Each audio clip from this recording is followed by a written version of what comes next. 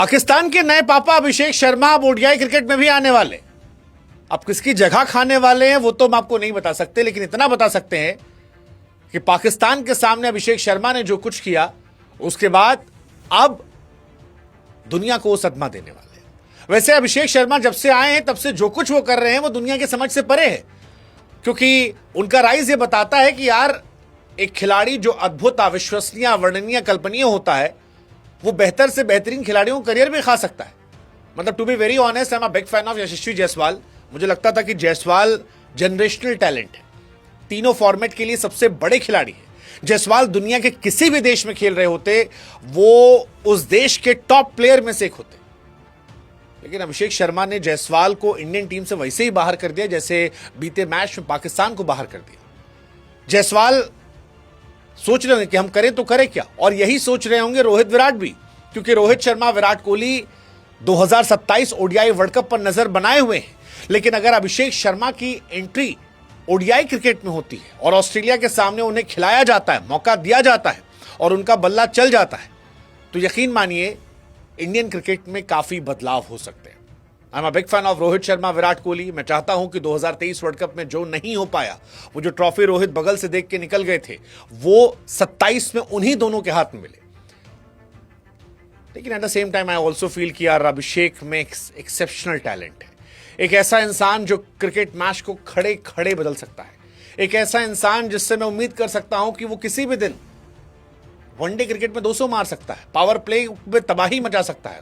और जो तबाही उन्होंने पाकिस्तान के सामने मचाई, जो तबाही उन्होंने बीते कुछ समय से T20 क्रिकेट में मचाई, जिसकी वजह से वो उन लिमिटेड इंडियन प्लेयर्स में हो गए हैं जो 900 प्लस की रेटिंग पा चुके हैं, तो अभिषेक की जगह बनती थी और ये जगह माना जा रहा है कि ऑस्ट्रेलिया वाली सीरीज में उन्हें मिलेगा। अब मिलेगा तो जगह किसकी जाएगी, क्योंकि इंडियन ओपनिंग स्लॉट में बहुत मारा मारी है। मतलब ऋतुराज गायकवाड़, हम सोच भी नहीं रहे उनके बारे में, जबकि वो भी खतरनाक टैलेंट है। शुभमन गिल वाइस कैप्टन है तो उनकी जगह तो बन जाएगी। रोहित शर्मा अगर कैप्टन बनकर खेलते हैं तो जगह बनती है। अगर रोहित कैप्टन नहीं होते हैं तो फिर क्या अभिषेक की जगह बन जाएगी। जायसवाल मस्ट बी थिंकिंग भाई मैंने क्या गलत किया, मैं तो 2 साल से वेट कर रहा था कि रोहित और विराट रिटायर होंगे तब जाके मेरी जगह बनेगी, लेकिन जगह बनती उससे पहले ही अभिषेक साहब जो है वो आ गए। एक सवाल ये भी मन में है कि अभिषेक शर्मा को लाया क्यों गया है। मतलब वो T20 के नंबर 1 प्लेयर है, वनडे फॉर्मेट में एंट्री की बात कही जा रही है, लेकिन लाया क्यों गया है। क्या रोहित और विराट के सक्सेसर के तौर पर लाया गया है, और अगर ऐसा है तो क्या रोहित और विराट का करियर जो है अब वो बहुत लंबा नहीं है, क्योंकि बीच में अफवाहें उड़ी थी कि बीसीसीआई की तरफ से सेलेक्टर्स ने कहा है कि भाई साहब या तो सारे डोमेस्टिक खेलिए या ऑस्ट्रेलिया वाली सीरीज खेलिए, एक अच्छी सी विदाई वाली तारीफ सुनिए और उसके बाद टाटा गुड बाय कर लीजिए। सवाल यह कि अभिषेक शर्मा की एंट्री क्या आगे आने वाले समय में वनडे फॉर्मेट में चीजें बदलने वाली है, क्योंकि अभिषेक जिस अंदाज में खेलते हैं उसके बाद T20 में टू बी वेरी ऑनेस्ट आज रोहित और विराट को कोई मिस नहीं कर रहा है।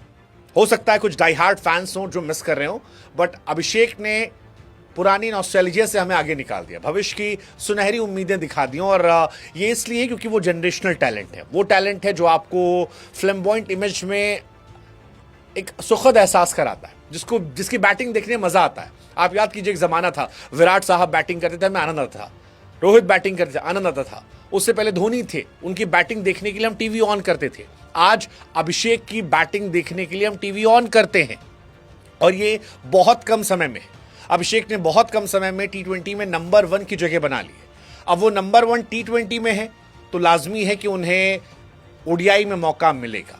मुझे लगता है आगे आने वाले समय में शायद टेस्ट में भी मौका मिले, क्योंकि सहवाग टेस्ट क्रिकेट में भी खतरनाक थे। ट्रेविस हेड T20 में खतरनाक खेलते हैं तो वो टेस्ट क्रिकेट में भी खतरनाक खेलते हैं, और ये वो खिलाड़ी है जो एक सेशन में गेम चेंज करते हैं। और अगर कोई खिलाड़ी इस तरह से परफॉर्मेंस कर रहा है, एक्सेप्शनल खेल रहा है, पाकिस्तान के प्रेशर को नहीं ले रहा, मतलब शाहीन शाह अफरीदी को मजाक बनाकर जिसने मारा, सो आई एम श्योर आगे आने वाले समय में उन्हें बाकी फॉर्मेट में भी जगह मिलेगी। लेकिन फिलहाल शुरुआत जो है वो ओडीआई से मानी जा रही है, और अगर ओडीआई में अभिषेक आते हैं तो it's gonna be very exciting. साथ ही सेलेक्टर्स के लिए माइग्रेन होगा कि किसे खिलाएं, किसे बाहर भेजें, किसे रखें, कौन टीम में 11 में आएगा। क्या आपको लगता है कि अभिषेक शर्मा को 11 में मौका मिल पाएगा? कमेंट सेक्शन में बताइएगा। अभिषेक ने जो किया है उसके बाद मुझे लगता है मौका तो बनता है, लेकिन क्या प्लेइंग 11 में मिलेगा? ऑस्ट्रेलिया में 3 वनडे सीरीज है, उसके बाद 5 T20 मैचेस है, तो T20 तो वो खेल रहे हैं, क्या 3 वनडे में किसी एक मैच में मौका मिल जाएगा? और अगर मिलेगा तो आपको क्या लगता है कि अभिषेक के चलते कौन कौन से खिलाड़ी हैं जिनके करियर पर काफी डेंट लेगा? क्योंकि किसी की खुशी किसी गम की वजह बनती है। I actually feel, genuinely feel bad for Yashasvi Jaiswal. मुझे लगता है क्या खतरनाक टैलेंट है। टेस्ट क्रिकेट में इतने परफॉर्मेंस की उसने, T20 में 170 का स्ट्राइक रेट है जायसवाल का, 170 का, और 170 का स्ट्राइक रेट होने के बावजूद आप टॉप 15 में नहीं है। I feel bad for him, but I think it's a great opportunity for Jaiswal also कि आप अपने करियर को थोड़ा और बूस्ट करें, 170 को 190 ले जाएं, क्योंकि कंसिस्टेंसी के मामले में जायसवाल सबसे आगे, अभिषेक से भी आगे। स्ट्राइक रेट पे थोड़ा क्वेश्चन होता है, और बॉलिंग में जायसवाल भी एक जमाने बॉलर थे, बाद में छोड़ दिया था। सो कई बार जब आप बाहर बैठते हो तो शायद आपको मौका लगता है कि आप अपने आप को बेहतर करो। वो जो अभिषेक कर रहे हैं, 173 4 मैच में बनाए उसने 208 की स्ट्राइक रेट से, एंड आई थिंक ये 208 का स्ट्राइक रेट जो है यही उन्हें जनरेशनल टैलेंट बनाता है। लेकिन सवाल फिर वही कि बाहर कौन बैठेगा? Rohit Sharma, Shubman Gill, Jaiswal, Rituraj Gaekwad and now Abhishek Sharma. ईशान किशन को हम भूल चुके हैं, केएल राहुल की ओपनिंग सवाल ही नहीं पैदा होता। सवाल फिर वही है कि भाई कितनों का करियर ये खा लेंगे, और क्या विराट और रोहित का करियर भी इनकी जो दी एंड होगा? Seems like, you never know.